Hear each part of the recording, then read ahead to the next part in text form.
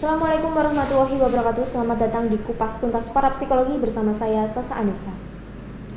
Pada episode kali ini, kita akan berdiskusi mengenai suatu konsep yang populer di kalangan masyarakat Melayu, khususnya di Indonesia dan Malaysia, yaitu tenaga dalam.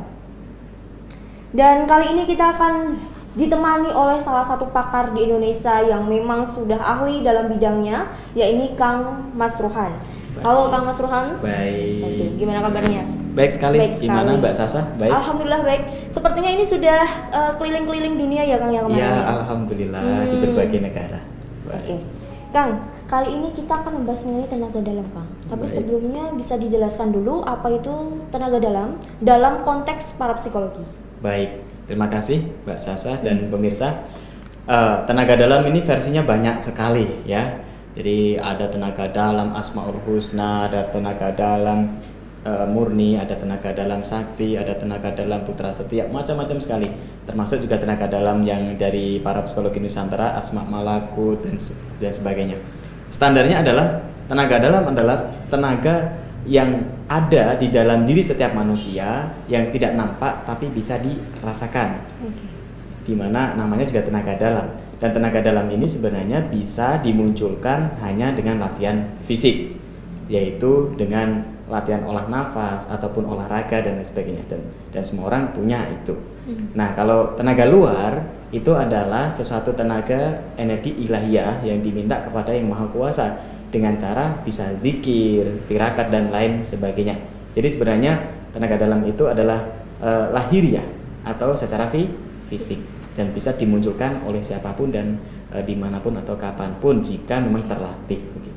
Nah, kemudian gini Kang, biasanya para olahragawan, kemudian juga seperti saya lah, presenter, penyiar radio, Baik. itu kan biasanya mereka juga berlatih nafas, olah nafas. Betul. Nah, mereka juga dilatih tenaga dalam, hanya saja kita tidak tahu apakah itu memang sama dengan yang diajarkan di parapsikologi ataukah itu berbeda. Ya. Bedanya adalah menentukan apakah ini tenaga dalam yang dilatih atau yang otomatis. Kalau yang dilatih otomatis kita bisa menentukan kapan ini digunakan dan dimanfaatkan. Tapi kalau tenaga dalam yang tanpa disadari, misalkan ya kita sudah yoga, sudah sering olahraga atau mungkin latihan fisik, terkadang kalau tidak bisa dimanfaatkan atau tidak bisa dilatih atau belum terbiasa, nggak tahu kalau dia punya tenaga dalam. Nah, kalau di parapsikologi memang kita ajarkan kepada teman-teman juga bahwa tenaga dalam itu bisa dimanfaatkan begitu. Oke. Nah, gini, sebelum saya bertanya mengenai tenaga dalam lebih jauh lagi ya. Baik. Saya ingin bertanya mengenai sejarah dari tenaga dalam itu sendiri. Apakah ada yang menciptakan, misalnya seperti gurunya dari Kang Mas Ruhan, ataukah memang ada paranormal yang secara khusus mendalami mengenai tenaga dalam? Baik, dari sejarah tenaga dalam ada kontroversi ya, ada persepsi masing-masing. Ya, tentunya ini adalah terkait dengan zaman peperangan begitu. Jadi zaman Indonesia belum merdeka, para kiai-kiai terdahulu begitu, para orang-orang sakti terdahulu mengajarkan untuk sebuah ilmu pagar diri untuk keselamatan dan juga membasmi para penjajah. Nah, dari situlah muncullah ilmu-ilmu kanuragan, ilmu silat, ilmu karate, ilmu gaib, termasuk juga ilmu tenaga dalam. Ada yang dimunculkan dengan wirid dan setelah wirid latihan fisik. Dari situlah para kiai, para tokoh-tokoh tenaga dalam ini mengajarkan turun-temurun sampai akhirnya kepada yang sekarang, dan sehingga banyak cabang sekali tenaga dalam. Ada yang dari Banten, ada yang dari Jawa Timur, ada yang dari Jawa Tengah, bahkan ada juga yang sudah berkembang di luar Jawa. Sehingga sejarah ini bisa ditelisik dari sumber ini guru yang mana mempunyai sejarah tersendiri. Misalkan punya saya Asma Malakut ini dari keturunan. Berarti kalau kita lihat sumber dari sejarah, berarti sejarahnya adalah keluarga besar saya. Misalkan dari tenaga dalam putra setia, maka itu ditelisik dari Jakarta, dari seorang habaib. Nah, itu bisa ditelisik dari mana asalnya itu. Misalkan tenaga dalam Asmaul Husna, dari para sesepuh yang mendirikan Asmaul Husna, maka bisa dicari tahu sejarah yang berbeda. Berarti di sini gurunya bukan hanya satu ya? Betul, sumbernya pun tidak hanya satu guru. Betul sekali. Jadi bahkan jurusnya beda-beda. Beda paranormal, beda guru, betul beda sekali. cara melatih tenaga dalam gitu ya. Betul sekali. Mengenai ada istilah tenaga dalam sejati. Nah, mungkin bisa dijelaskan apakah memang semua orang itu sudah memiliki tenaga dalam ataukah hanya orang-orang yang memang berlatih itu tadi? Baik. Tenaga dalam sejati bisa kita istilahkan tenaga dalam murni ya, atau ilahiyah, yaitu tadi yang sudah diberikan oleh Tuhan, anugerah oleh Tuhan kepada semua insan. Contoh gerak refleks, semua orang sebenarnya punya itu. Misalkan sedang dalam kondisi bahaya, mau dicopet, tahu-tahu tangannya refleks, terus orang itu bisa terpental karena saking emosinya menyelamatkan dirinya sendiri. Atau yang kedua, orang sedang tidur. Orang sedang tidur memungkinkan hewan-hewan tidak mau mendekat, kecuali ini hewan-hewan yang buas ya. Ya, misalkan tidak ada orang yang tidur tiba-tiba dimakan semut. Nah, ini juga sebenarnya kan energi tenaga dalam yang menyelimuti tubuh manusia melindungi. Karena energi tenaga dalam manusia juga melindungi tubuh mereka secara fisik begitu. Oke, apakah itu berarti bahwa Kang Mas Rohan juga setuju bahwa tenaga dalam sejati itu bisa muncul di saat-saat tertentu? Ya, betul. Jadi melindungi tubuh manusia dengan refleks atau otomatis di saat dia dalam kondisi bahaya. Tapi kalau dengan seperti itu, apakah kita bisa melatih lebih lanjut lagi, bisa mendalami lagi ya? Betul, justru adanya perguruan tenaga dalam, guru-guru tenaga dalam adalah memunculkan tenaga dalam yang bisa dikembangkan. Ada jurus, ada pemanfaatan energi tenaga dalam, transfer energi tenaga dalam supaya memahami bahwa di diri kita itu ada tenaga yang bisa dimanfaatkan, bukan hanya refleks, tapi bisa dikendalikan. Misalkan berantem dalam kondisi bahaya, dikeroyok banyak orang. Nah, kalau refleks kan nggak mungkin, harus persiapan. Udah dikeroyok kan, akhirnya mau nggak mau dia harus paham bagaimana mengolah tenaga dalam supaya menang dalam pengeroyokan. Ini butuh latihan.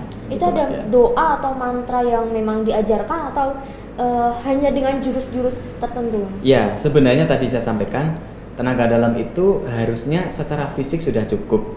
Namun kita orang yang beragama, kita orang spiritual, supaya antara tenaga dalam diri kita kuat, juga tenaga luar dalam diri kita kuat, maka ada latihan fisik, juga ada zikir atau doa kombinasi. Tapi pada dasarnya tenaga dalam itu cukup tanpa doa, tanpa wirid bisa. Hanya latihan fisik, termasuk tadi latihan pernafasan begitu. Oke. Nah pemirsa, kita akan lanjut lagi nanti berbagi cerita mengenai bagaimana cara membangkitkan tenaga dalam dari diri kita masing-masing, tapi yang setelah berikut ini.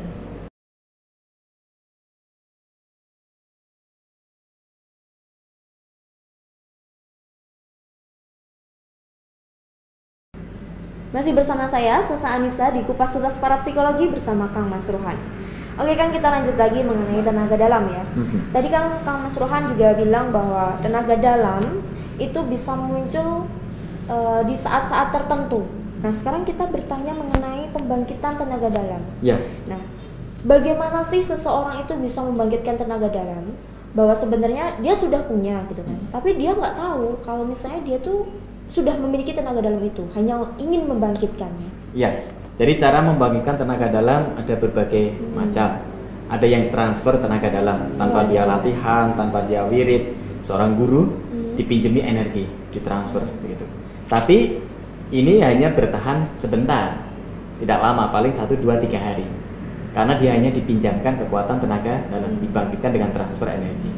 Yang kedua adalah yang dibangkitkan energi tenaga dalamnya dia yang murni, memang diajari jurus-jurus fisik, pernafasan, olah nafas supaya dia bisa terlatih. Itu secara terlatih dia bisa membangkitkan tenaga dalamnya sendiri.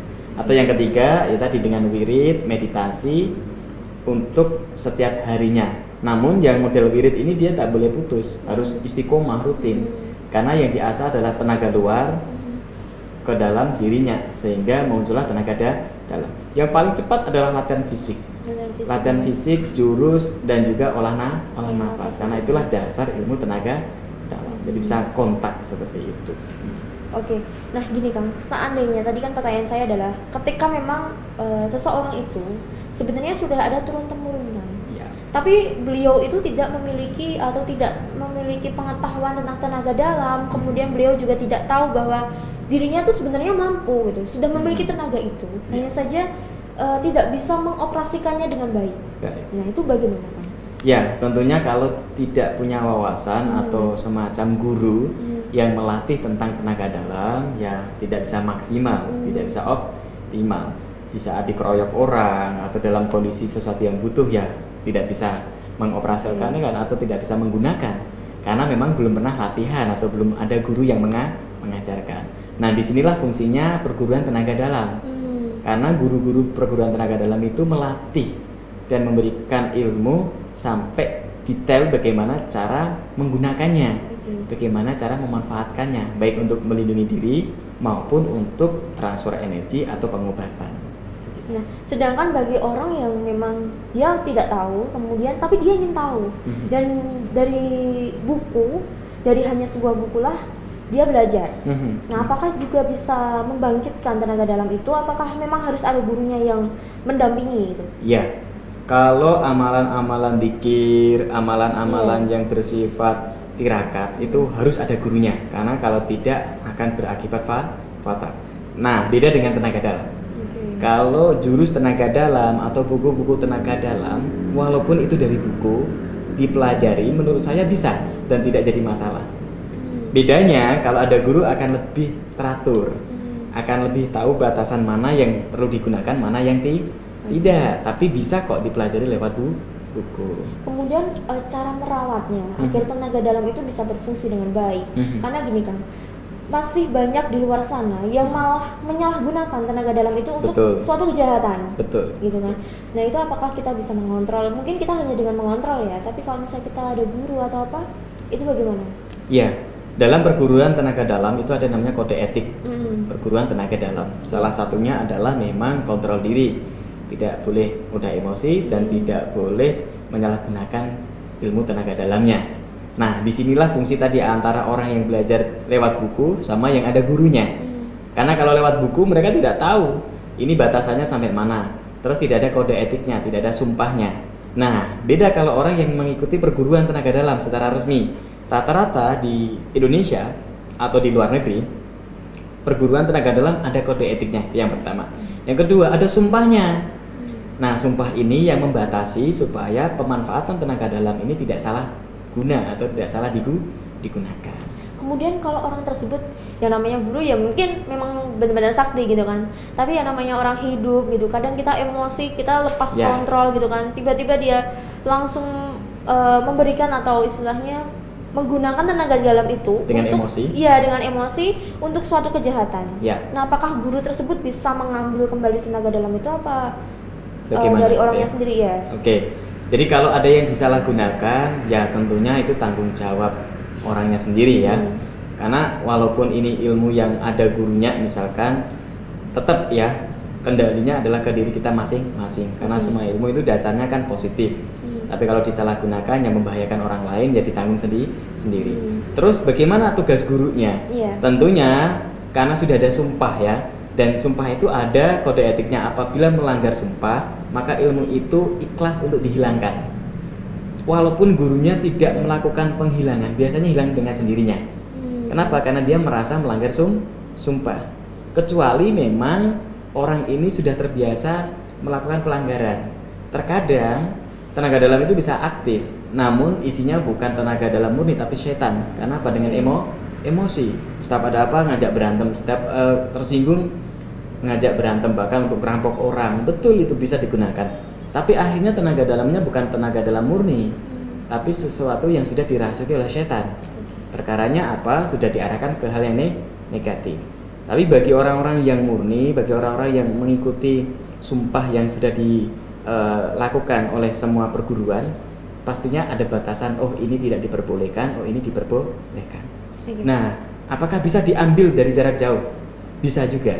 Jadi seorang guru punya kemampuan untuk mengambil tenaga dalam yang sudah dimiliki oleh muridnya. Namun sekali lagi, jika muridnya ini mau melatih lagi pun bisa muncul dengan sendirinya, asal latih. Nah, kemudian gini, ketika tadi kan bisa dibilang guru bisa mengambil Betul. kembali ilmu yang sudah ditularkan lah, kesananya Betul. seperti itu ya Kang. Tapi setelah ilmu tenaga dalam itu diambil, apa ada efek sampingnya untuk muridnya tadi atau tidak? Ya, efek sampingnya tidak ada, tapi dalam kondisi yang lemah, fisiknya kurang sehat ya, atau lesu dan lain sebagainya. Dan dalam guru mengambil itu juga ada kode etiknya, tidak sembarangan diambil aja, tidak. Artinya sudah dikasih peringatan dulu bahwa dilakukan sebuah tes, kamu melanggar dan sudah ada bukti bahwa itu pelanggaran, maka kamu melanggar sumpah, dengan sendirinya ya ilmu itu diambil oleh seorang gurunya begitu. Karena tadi tidak berkah.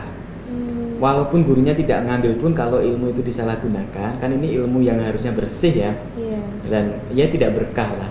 Dirinya kena karma sendiri. Oh gitu. Berarti tenaga dalam itu ketika digunakan untuk hal-hal yang tidak baik, itu bisa berdampak pada dirinya sendiri. Iya, betul sekali. Nah, apakah dengan demikian hanya dengan berpikir positif itu sudah berarti mengasah kemampuan? Ya, sebenarnya bukan kemampuan tenaga dalam saja ya. Kalau berpikir positif itu mengasah segala kemampuan, termasuk kemampuan intuisi, kemampuan tenaga dalam, kemampuan kepekaan, bahkan kemampuan iman. Karena orang yang berprasangka baik terhadap dunia, atau berprasangka baik terhadap orang lain, atau berprasangka baik terhadap Tuhan, pastinya lah ya hal yang positif akan datang. Jadi memang berprasangka baik itu diajarkan di semua kalangan. Baik pemirsa, kita nanti akan mendatangkan salah satu rekan saya untuk mempraktekkan langsung Kang mengenai tenaga dalam dan mentransfer tenaga dalam dari Kang Mas Ruhan ke rekan saya kali ini. Kali ini kita akan tadi saya sudah bilang ya, mendatangkan rekan saya yang akan ditransfer energi dengan Kang Mas Ruhan ya. Iya. Tapi sebelumnya saya ingin bertanya, kan sebenarnya hukum dari tenaga dalam itu sendiri itu bagaimana gitu? Ya, memang di masyarakat ini lagi kontroversi ya, dari dulu sampai sekarang sih. Namun perkembangan zaman sudah mulai diterima bahwa tenaga dalam itu tidak jadi persoalan dan itu adalah murni atau tidak melanggar hukum. Tapi ada beberapa yang memang memberikan pernyataan subhat, bid'ah dan lain sebagainya. Artinya jika tidak belajar itu lebih baik. Ada yang itu ilmu yang belum jelas begitu, makanya dia katakan subhat atau bid'ah dan lain sebagainya. Nah, dari versi-versi itu tergantung masyarakat yang menilai. Kalau ilmu itu bisa dimanfaatkan dengan baik, ya bolehlah kita praktek dan kita manfaatkan. Tapi kalau ilmu itu disalahgunakan, ya jangan dipelajari, kan begitu. Kembalinya adalah ke diri kita masing-masing. Karena tenaga dalam tidak ada hubungannya dengan ritual-ritual aneh. Tidak ada. Bukan harus terus harus makan beling, harus sesajen, enggak. Gitu ya. Itu hanya tradisi saja. Sebenarnya tenaga dalam murni cukup dilatih secara fisik, pernafasan, dengan tekun sudah akan bisa bangkit dengan sendirinya begitu. Berarti kontroversi di masyarakat mengenai bahwa tenaga dalam itu sama halnya dengan sihir modern. Ya, bisa dikatakan begitu. Tapi kita perjelas, kalau sihir itu kan identik sesuatu yang hitam. Sesuatu yang hitam. Nah, kalau kita sebutkan sihir modern ya tidak juga sebenarnya, karena tenaga dalam sebenarnya adalah sesuatu yang putih atau bisa digunakan lebih baik atau yang bermanfaat. Kalimat sihir adalah sesuatu yang menggambarkan soal yang hitam. Mungkin lebih tepatnya adalah ini ilmu modern atau dari ilmu tradisional dimodernkan karena bisa dilatih, bisa dikembangkan secara rasional. Caranya lebih modern juga ya, Pak? Betul, dengan rasional tadi latihan-latihan fisik, latihan-latihan jurus, dan tidak ada unsur-unsur yang menyesatkan. Begitu. Nah, kemudian mengenai transfer energi, Kang, mungkin bisa dijelaskan apa itu transfer energi atau lebih tepatnya transfer energi dalam gitu? Ya. Jadi transfer energi itu hampir sama dengan logika kita transfer pulsa. Mengirimkan dari A ke B. Tapi bukan digosok ya, Kang ya? Nah, tidak perlu digosok, tidak perlu pakai pin. Namun pakai teknik begitu, pakai cara-cara. Nah, yang ditransfer apa yang dipindahkan? Yang ditransfer atau yang dipindahkan adalah energi kekuatan tenaga dalam dari seorang guru kepada murid atau dari satu A kepada orang lain. Nah, ini juga macam-macam. Kalau yang dipindahkan positif bisa, yang dipindahkan negatif juga bisa. Termasuk pelaku santet itu juga bisa menggunakan tenaga dalam, black magic.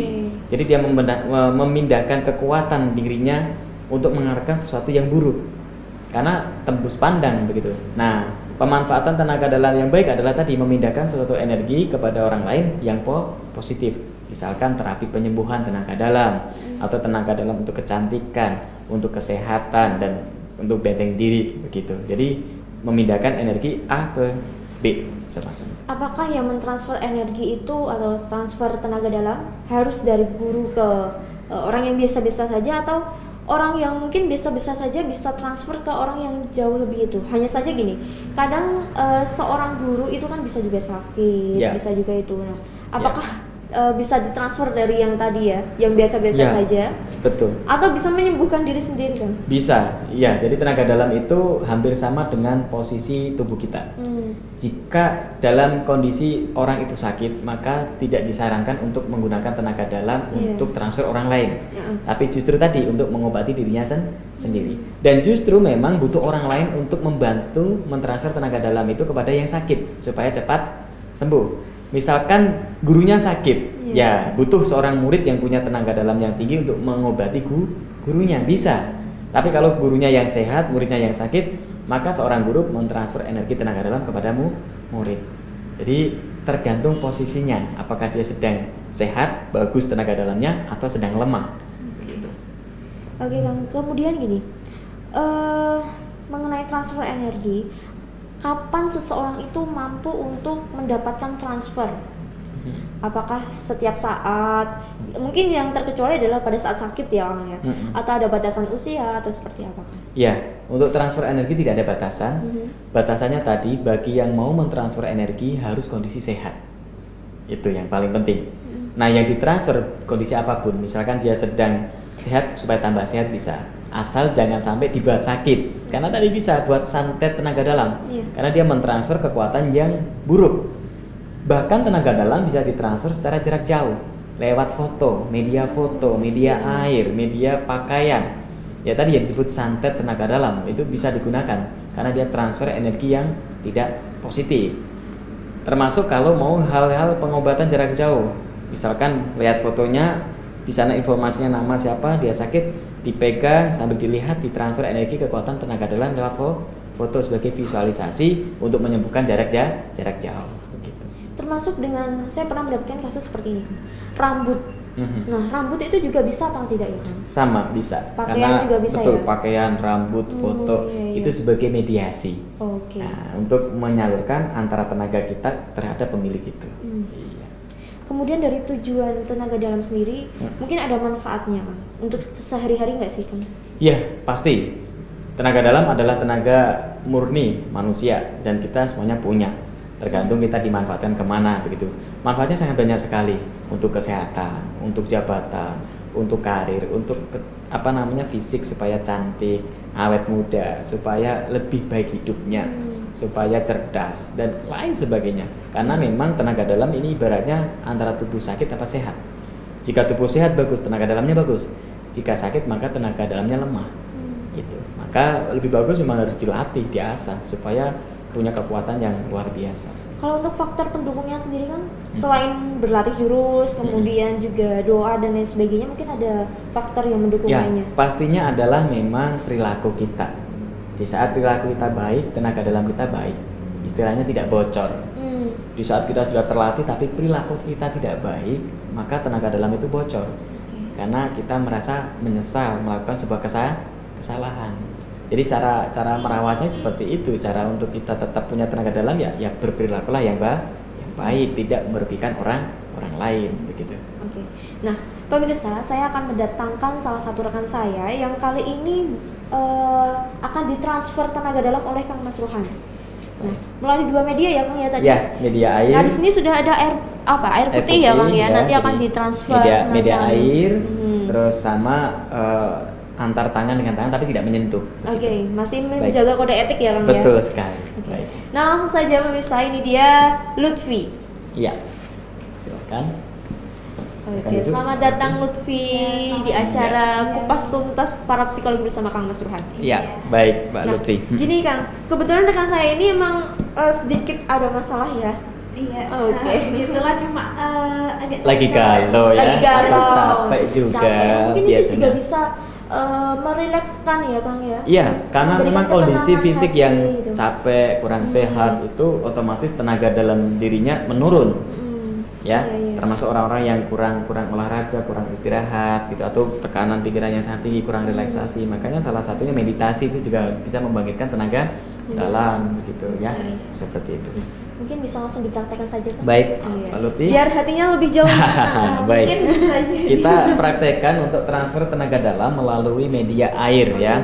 Jadi Nah, bisa airnya pakai air. memang ini bukan sponsor, tapi memang kita menggunakan air ini karena Ya. takutnya ketika kita menggunakan gelas Ya. itu airnya memang sudah Tidak- dipersiapkan iya, gitu ya Kang tidak ya. steril juga, Tidak steril gitu gitu kan. khawatirnya. Tapi Jadi, ini betul. diperjelas lagi ya, semua air itu bisa ya. Bisa, tapi air itu media yang paling mudah menerima energi. Seperti penelitiannya Pak Emoto dari Jepang ya, Iya, dia benar, bisa ada menerima penelitian. doa, transfer energi dan sebagainya. Kenapa pakai air putih yang masih kemasan?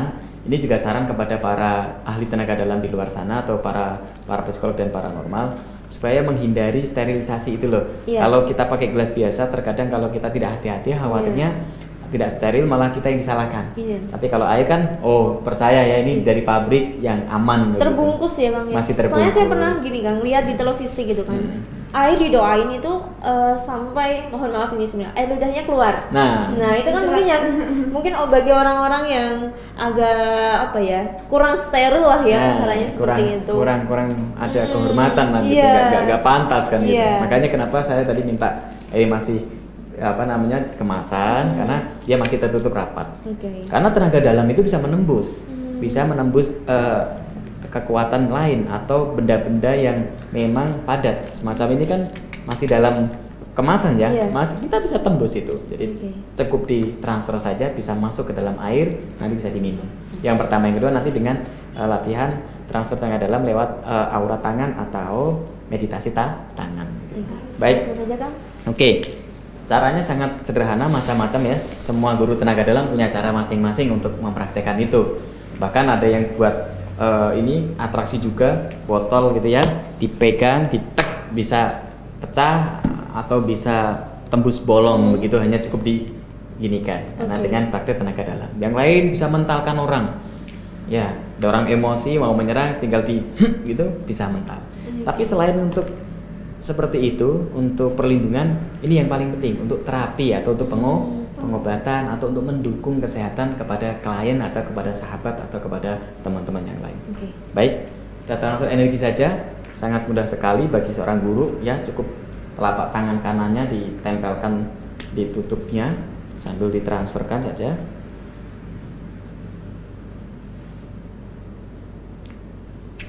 Oke, diminumkan saja. Ya, Diganti minum ya, diminum Kang? saja, boleh berdoa dengan sesuai keyakinannya. Nih. Oke.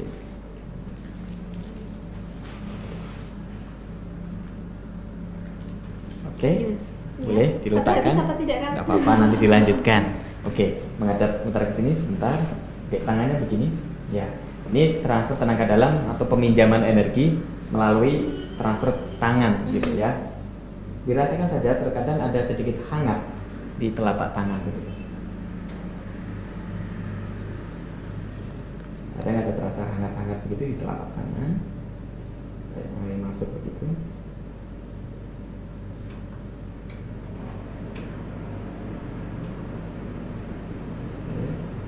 Sudah mulai hangat? Iya. Oke. Sebelah kanan. Oke, bagus. Ya, kalau sudah mulai hangat, dia mulai masuk. Bisa kanan, bisa kiri, bisa dua-duanya. Salah satunya pun tidak jadi masalah. Oke, begini. Oke, ya. Diterima saja.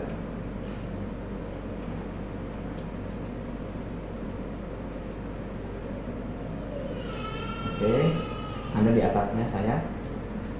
Oke. Supaya menyeimbangkan antara yang positif dengan tubuh kita masing-masing.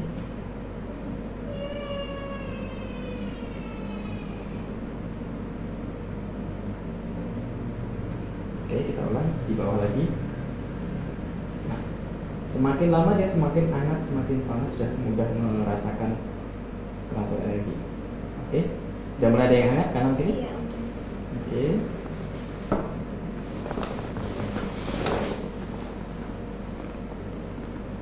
Cukup.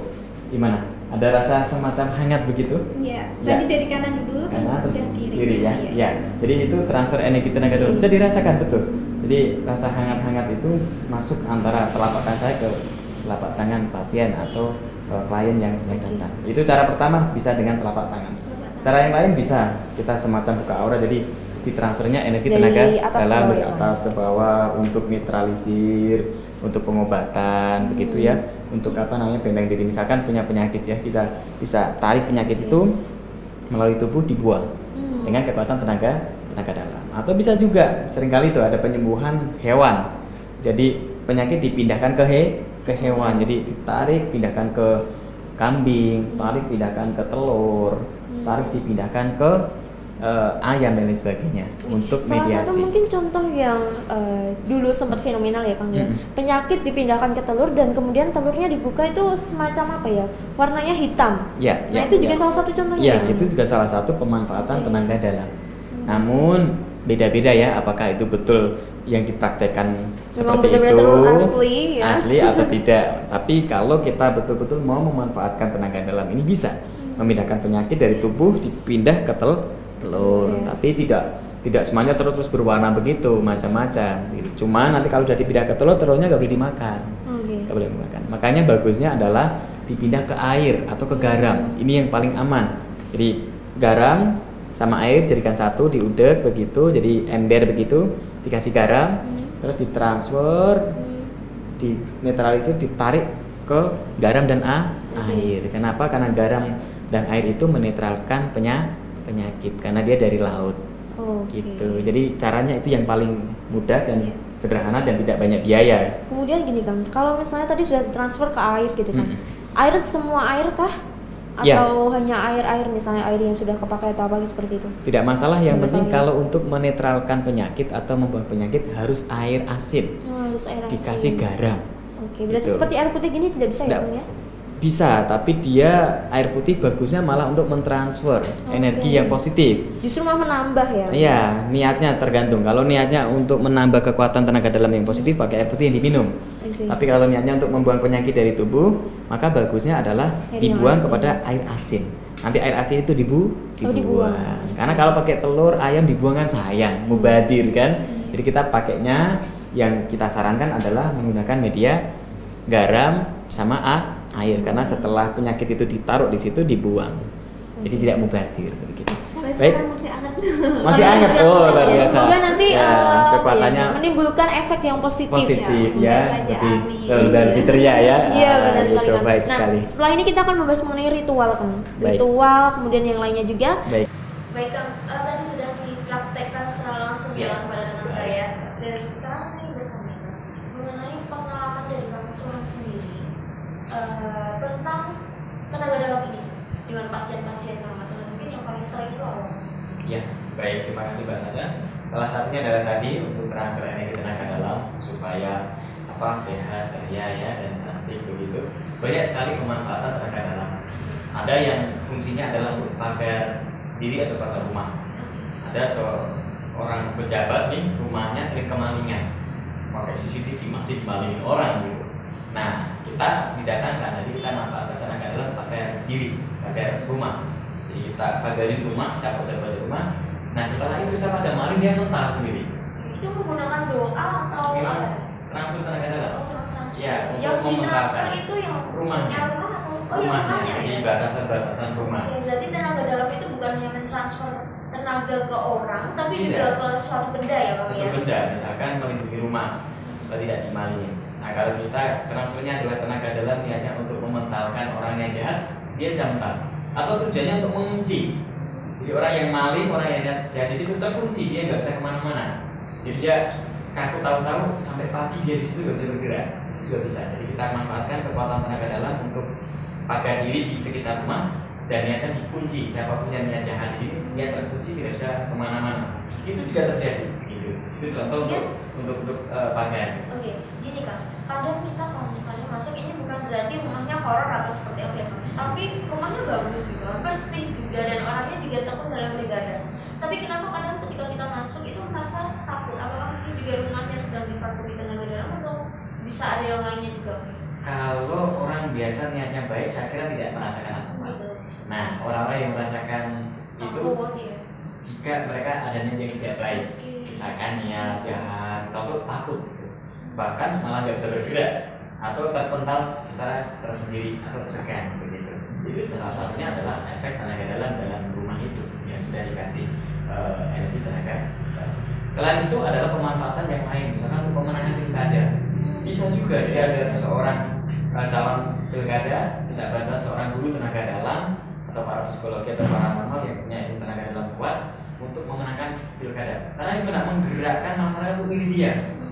Jadi ditransfer semua energi kekuatan yang sangat kuat untuk menggerakkan massa untuk memilih calon pasangan ini. Itu bisa ya suatu. Nah buat rekan-rekan yang ada di rumah ya, mungkin ingin mencalonkan diri dalam pilkada, silakan mendalami tenaga dalam dulu. Iya. Biar bisa terpilih ya Kak ya. Iya, bisa juga itu menggerakkan hati dan pikirannya untuk memilih dia. Selain juga menggerakkan hati orang, tapi juga bisa menggerakkan diri sendiri. Betul, ya termasuk tadi itu diri sendiri, misalkan supaya kita sehat, cantik, atau kita bisa menjaga kesehatan, misalkan kurang tidur, kurang istirahat, hanya dengan memaksimalkan tenaga dalam kita tetap sehat, kita tetap fit begitu.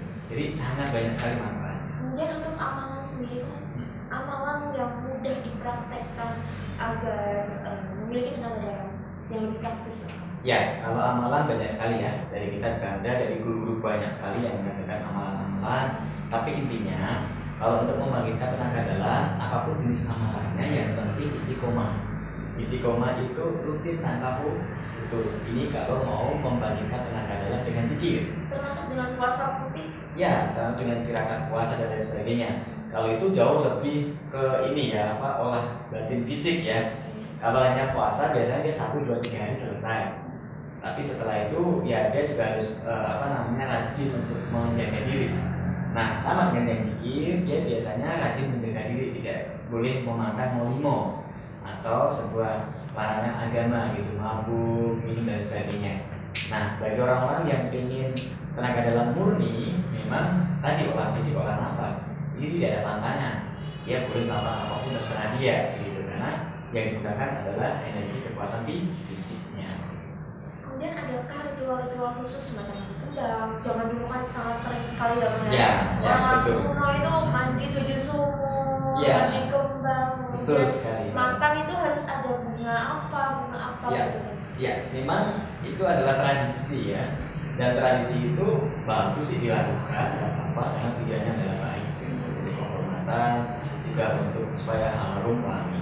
Nah ritual-ritual itu sebenarnya tidak wajib, boleh dilakukan, boleh tidak. Tapi karena ada tradisi yang dari turun temurun seorang guru atau turun temurun, maka boleh dilakukan. Tapi yang paling penting bukan hanya tradisinya, setelah itu loh, latihan, istiqomah, dan berbuat yang terbaik untuk dirinya, juga bantu orang lain. Semakin dia bisa bantu orang lain semakin banyak, tenaga dalamnya juga semakin meningkat. Bukan soal tradisinya, tapi perilakunya yang ada. Jadi sepertinya saya itu menemukan fakta bahwa tidak semua paranormal itu menggunakan cara-cara yang abnormal. Betul. Karena gini, yang kemarin sempat fenomenal di televisi dan masyarakat luas itu kan paranormal itu menggunakan semacam, maaf sebelumnya, istilah dukun cabul kan. Nah itu mungkin Kang punya penjelasan mengenai itu. Ya, kalau itu kembalinya ke perilaku kepada seorang paranormal itu sendiri. Tapi sebenarnya itu diajarkan atau memang dengan cara seperti itu bisa mentransfer energi kan? Nah, kalau dari kita sebenarnya malah justru itu adalah kode etik ya. Jadi tidak boleh misalnya itu melanggar kode etik. Jadi kalau perilaku menyimpang atau perilaku yang memaksa orang lain untuk melakukan sesuatu yang tidak seharusnya, itu kan kalau melanggar kode etik. Kecuali tidak dipaksa tapi saling senang. Nah itu beda lagi urusannya. Itu bukan di unsur kode etiknya tapi di unsur keyakinan. Tapi kalau dia memaksa, seorang paranormal atau para psikolog memaksa melakukan sesuatu yang lainnya tidak mau, tapi diancam dan sebagainya, maka itu melanggar kode etik, itu tidak diperbolehkan. Nah, tapi kalau saling suka dan itu melanggar sama-sama melanggar tata sosial atau tata agama, itu konsepnya bukan di melanggar kode etik, tapi soal keyakinan mereka berdua. Tapi dalam hal keilmuan sebenarnya tidak dengan cara begitu. Yang umumnya transfer energi atau ilmu ya sewajarnya seorang guru melatih. Walaupun memang ada beberapa yang berkeyakinan cara itu dan cara yang tercepat. Ada orang-orang yang meyakini seperti itu, tapi kita tidak menyarankan. Kecuali memang itu di tempat-tempat adat-adat tertentu ada yang seperti itu, dan itu hak mereka lah ya, bukan wilayah kita. Tapi bagi kita seorang psikologi bahwa ada batasan-batasan yang senormal-normalnya dalam artian sesuai kode etik, walaupun memang kekuatan batin itu tidak bisa dilihat dengan logika, tapi kode etik ini juga diterapkan untuk tahu batasan mana yang baik, mana yang tidak baik. Ya. Oke Kang, nah kita sudah masuk di segmen yang terakhir Kang. Dan seperti biasa satu saja pertanyaan dari saya, perlukah ritual-ritual khusus untuk membangkitkan tenaga dalam Kang? Iya, baik. Tenaga dalam ini memang tergantung gurunya. Ada memang beberapa guru yang mengikuti tradisional atau adat istiadat atau tradisi. Itu ada ritual-ritual tertentu, misalkan bakar menyan, minum air kembang dan sebagainya. Dan itu tidak jadi masalah gitu, karena niatnya adalah tradisi. Tapi kalau niatnya adalah untuk menyembah sebuah ruh atau menyembah sebuah kekuatan lain selain Tuhan, maka itu tidak disarankan. Nah, kalau untuk membangkitkan tenaga dalam sebenarnya tadi cukup latihan jurus atau latihan olah nafas, fisik itu sudah bisa, tinggal dimanfaatkan. Yang kedua tadi caranya adalah dengan dzikir atau dengan amalan-amalan atau dengan meditasi ya? Gitu. Nah, kalau ada dengan tradisi itu boleh, tapi tidak harus. Boleh enggak apa-apa, tapi tidak harus, tergantung tradisinya. Kalau tradisinya hanya minum, kasih kembang, didoakan boleh, karena itu memang menghormati para sesepuh gitu yang mengajarkan cara itu supaya harum, ingat kembangnya dan berkah doanya. Tapi kalau tradisinya terlalu berlebihan, misalkan harus ke makam tertentu atau harus di pohon tertentu, nah ini yang kalau berlebihan tidak baik. Tapi kalau tradisinya secukupnya tidak jadi masalah, dan itu bagus juga. Terima kasih Kang Masruhan. Satu pesan untuk pemirsa yang ada di rumah. Ya, baik pemirsa, untuk teman-teman atau para pemirsa yang ingin belajar tenaga dalam, ya ada yang namanya perisai diri, ada tenaga dalam untuk keselamatan, untuk rezeki, untuk penyembuhan dan sebagainya. Anda bisa belajar tenaga dalam di berbagai perguruan tenaga dalam dimanapun Anda berada. Misalkan ada di Indonesia atau di luar negeri. Yang terpenting adalah pilih perguruan tenaga dalam yang terpercaya atau guru-guru yang sudah malang melintang, dalam artian punya jam terbang yang cukup tinggi dan sudah ada nama atau dia memang betul-betul guru yang punya murid yang cukup banyak. Dan yang kedua, niat untuk belajar tenaga dalam adalah untuk hal yang positif, yang bermanfaat, melindungi dirinya, juga memberkati orang lain atau membantu orang lain. Bukan niat untuk merusak atau untuk niatnya yang tidak diinginkan oleh banyak orang. Misalkan belajar tenaga dalam untuk bisa ngerampok, atau belajar tenaga dalam supaya kalau setiap berantem menang. Jangan seperti itu. Tapi tenaga dalam untuk hal-hal yang positif, untuk keselamatan, melindungi diri, untuk membantu orang lain dalam penyembuhan dan lain sebagainya. Nah, dan terakhir adalah bahwa tenaga dalam itu tenaga yang murni, bisa dilatih dengan cara olah fisik, olah nafas, dengan jurus ataupun dengan cara-cara meditasi. Tapi sangat alangkah baiknya kita lengkapi juga dengan cara-cara yang spiritual, misalkan dzikir, doa, dan lain sebagainya. Semoga bermanfaat. Dari saya, Kang Masruhan. Oke, terima kasih Kang Masruhan. Nah pemirsa, itu tadi perjumpaan di episode kali ini membahas mengenai tenaga dalam. Baik pemirsa, terus saksikan kupas tuntas Parapsikologi di Parapsikologi TV hanya bersama saya, Sasa Anissa, dan Kang Masruhan. Terima kasih, sekian. Wassalamualaikum warahmatullahi wabarakatuh. Salam berkah.